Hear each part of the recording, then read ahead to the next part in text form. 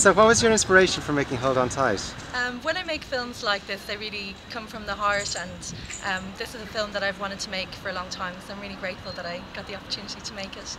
I suppose on a certain level, you know, even though the film isn't political and it's about a very kind of simple little subject, just holding hands or being able to kiss in public, I suppose part of me does hope that it'll change something, you know, and you know, I suppose that's what inspires me, you know, equality and making things easier for people, and also so that, you know, people who might be struggling would watch something and see other people who are going through the same thing, and not feel like they're the only one. And what made you enter the Absolut Gays Filmmakers project? I was really delighted when I saw the call out for funding, because I think that there isn't enough LGBT content in Ireland, and I really wanted to make this film for a very long time and felt very passionately about it. So when I saw the call out, I thought this is the perfect platform for my film. And how did the support you received from the project help make the film?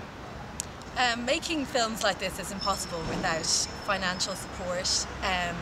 We got support in the form of monetary support, which meant that we could pay people to work with us and get really talented people to come on board, and also artistic support from the people involved in Gays, and also Absolut being there to kind of put their name to it and give us this financial support meant that it was possible to do this, and otherwise I don't think we would have made it. So how easy did you find it to get couples to participate in the project? I wouldn't say that it was easy to get couples to participate, but at the same time, you know, we didn't struggle too much with it. I think partially because we have spent a lot of time working with the gay and lesbian community and with the LGBT community in general in the last few years, and I think because of that we've earned trust with people. So when we put the call out, we did get quite a good response.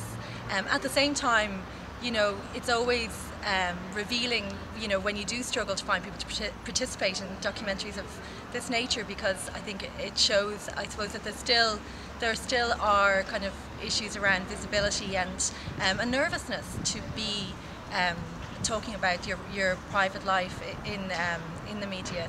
So how important do you think it is to have an LGBT film festival in Ireland? I think it's really important that people have positive role models and see their lives represented on screen and in the media in general.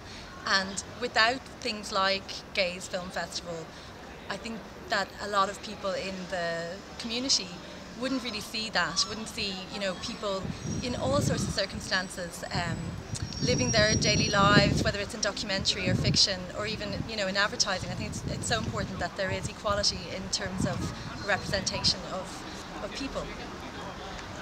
What kind of reaction do you hope for from the audience? I hope that they like it.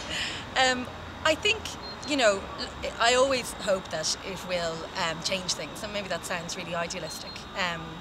But I always hope that when I make a film like this, that it might change one person's mind a little bit, or attitude. So in a sense, even though I very much make these kind of films for an LGBT audience, I really want other people to watch it too. I want it to have a universality to it, and I think it does. I think that it's about love. It's about people just showing their love to each other, and I hope within that everyone can take something from it, and that maybe somebody might see it that, you know, might feel differently when next time they see a LGBT couple walking down the street, or maybe it might inspire somebody to go out and kiss a girl. You know, that's another desired outcome.